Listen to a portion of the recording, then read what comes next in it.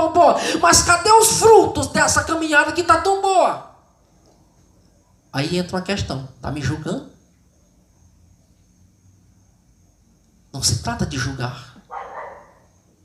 Se trata de evidências. Como é que eu digo que minha vida com Cristo está boa, irmão, se não tem nada de evidente nisso? Se não tem evidências nenhuma. Evidências de quê, irmãos? De que eu realmente estou em Cristo. De que esta vida boa que eu estou dizendo que está, qual é o tipo de fruto que ela tem sido produzido? No que isso está firmado? O que está consistindo realmente a minha caminhada? No que ela consiste? E um certo historiador, ele diz que quando essas pessoas elas são confrontadas, eles vão logo para aquele parâmetro da ortodoxia. Eu creio em Cristo. Eu sei que Ele é o Salvador. Eu sei que Ele morreu. Eu sei que Ele ressuscitou. Ele também sabe disso, irmão. A questão não é saber que Ele é Salvador. A questão não é eu me firmar em um parâmetro da ortodoxia e dizer: eu sei que Ele é Salvador, eu sei que Ele é Senhor, eu sei que Ele ressuscitou o terceiro dia, eu sei que Ele foi para o céu, eu sei que Ele está aqui. A questão é a evidência. Quais as evidências de que esse Cristo realmente está internalizado em você e essa vida boa com Cristo? Quais os frutos que ela tem sido produzida? Aí, irmãos, é que quando você começa a apertar o cinto e a pessoa começa a trazer um desnorteamento de um conceito que é realmente bíblico, que Tiago está mostrando: ei, vocês não podem tentar deturpar a visão dos outros, das pessoas, simplesmente se apoiando num quesito chamado fé. E vocês não têm obras. Vocês não têm nada para apresentar além do que vocês estão dizendo que tem, que é fé. Tiago está dizendo: essa fé é morta,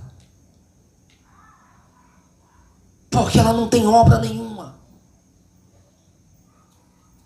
Então, do versículo 14 ao 17, Tiago está trazendo essa orientação. E é interessante que Tiago, ele fala, ele responde, ele se coloca na condição como se ele estivesse dialogando com alguém.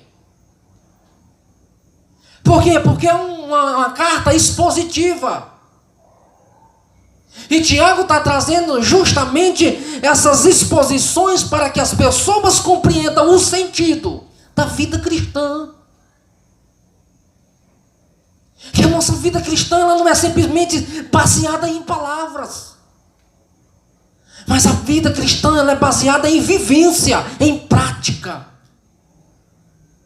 Porque o que o Tiago está questionando não é o que está dizendo: eu sou. É? Sim.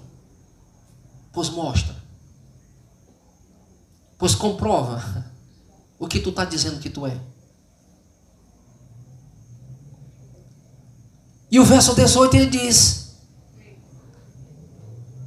mas dirá alguém: tu tens fé e eu tenho obras. Mostra-me a tua fé sem as obras, e eu te mostrarei a minha fé pelas minhas obras. Olha só, a gente vê como se estivesse dialogando, duas pessoas dialogando. Alguém primeiro diz assim: mas diz alguém: tu tem fé? Ele diz assim: eu tenho obras.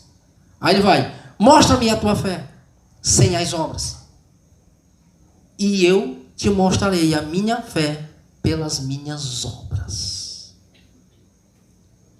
Ele está dizendo o seguinte: tu tem fé? Tenho. Pois então me mostra as tuas obras. Porque tu está dizendo que tem fé, então mostra ela através das obras. E o outro do contraponto, Tiago está dizendo assim: eu vou mostrar a minha fé através das minhas obras. Porque fé e obras, elas estão na mesma moeda. elas são demonstradas, elas estão juntas, elas evidenciam. É isso que Tiago está mostrando. Mostra-me. Porque enquanto um está tentando se justificar que tem fé sem obra, outro está dizendo, pois eu vou mostrar minhas obras. Vou mostrar minha fé pelas obras. Glória a Deus. E o verso 19 diz, crês tu que Deus é um só? Fazes bem fazes bem. Os demônios também o crê e estremece. A pior coisa aqui, irmãos, que eu observo nesse versículo 19, não vou nem usar o termo da questão do incrédulo,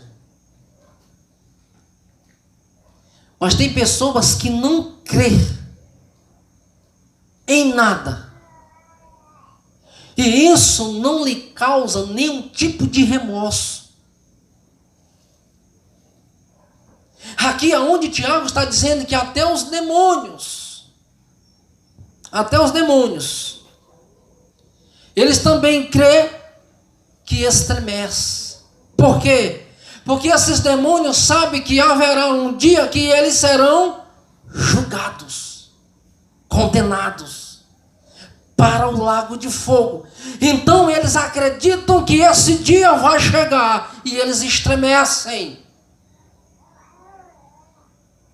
Mas existem pessoas que não creem, não acreditam, eles dissimulam e eles fazem pouco caso disso aqui. Que para eles tanto faz como tanto fez. Não causa ali nem arrepios.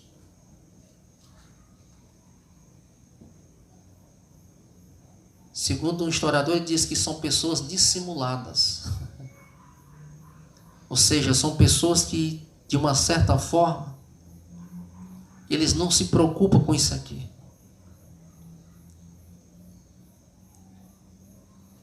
E Tiago está dizendo, crês tu que Deus é um só. E ele diz, faz bem. Os demônios também o crêem e estremecem. Mas querem saber o homem insensato, que a fé sem as obras é inútil. O homem insensato, ele diz para este homem insensato, que as obras, que a fé sem as obras, ela é inútil. Esse homem não terá nenhum proveito se simplesmente ele ficar firmado que tem fé sem obra. É um insensato. Por quê, irmãos? Porque isso não vai adiantar nada. Ou seja, isso não vai mudar o conceito de Deus ou da palavra de Deus, não vai mudar em nada, não vai acrescentar em nada, se simplesmente ele dizer que tem fé se não tiver obras. Tiago está usando um recurso, eu acho interessante aqui, que é chamado de diatrime. É quando o autor ele se engaja em uma discussão, como eu falei agora há pouco. É como se ele estivesse discutindo com alguém. E ele mostra isso claramente aqui. Que este homem insensato, ele não terá proveito nenhum na caminhada, ou simplesmente naquilo que ele fala, que ele confessa, sem nenhum tipo de atitude.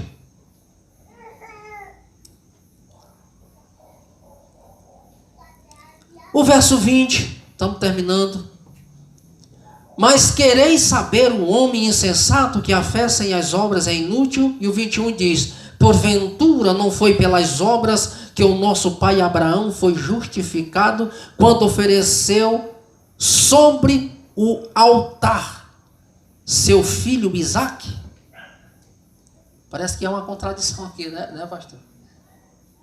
que ele está dizendo que fé sem obras é morta. Aí ele está dizendo assim, mas não sabes tu que o nosso pai Abraão, olha para onde Tiago foi, irmãos. Ele foi justificado pelas obras. Mas como é que a gente vai entender isso aqui? Como é que o nosso pai Abraão, ele foi justificado quando ofereceu sobre o altar o seu filho Isaque? Porque a justificação aqui que ele está falando dessas obras é porque Abraão creu. Se nós olharmos o capítulo 12, Deus faz promessa a Abraão. Se nós olharmos no capítulo 15, Deus reforça a promessa que fez a Abraão. Quando chega no capítulo 22, Deus pede Isaque. E Abraão não duvidou, porque está fundamentado no capítulo 15. Ele creu no Senhor pela fé. É por isso que ele foi justificado pelas obras, porque primeiramente pela fé ele creu no Senhor. As obras aqui é o resultado. Por isso que eu estou falando que fé ela é evidenciada. É isso que Tiago está dizendo. Se vocês têm fé, vocês têm que mostrar obra. E aqui Abraão foi justificado pelas obras, porque ele creu em Deus, pela fé. Então aqui já são as obras que estão sendo manifestas. É por isso que as obras, elas evidenciam a nossa fé. E o escritor aos Hebreus diz que Abraão, ele acreditou.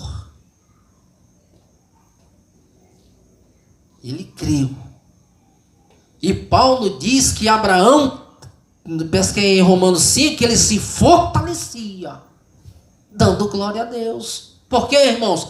Porque a minha fé em Deus, eu creio nele pela fé, e eu demonstro que eu creio em Deus pela fé quando eu obedeço, quando eu submeto à vontade, quando eu disposto a agir, quando eu estou disposto a obedecer, quando eu estou disposto a fazer, quando eu estou produzindo obras que realmente glorifiquem a Deus através da minha vida, porque as minhas obras, elas testificam que eu tenho fé, que eu sou cristão, que eu creio em Deus, que eu creio no Deus Todo-Poderoso. As minhas obras, elas denunciam isso.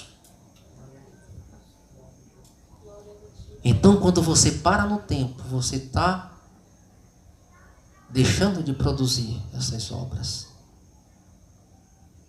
E a tua fé, ela se torna inativa, se torna uma fé morta.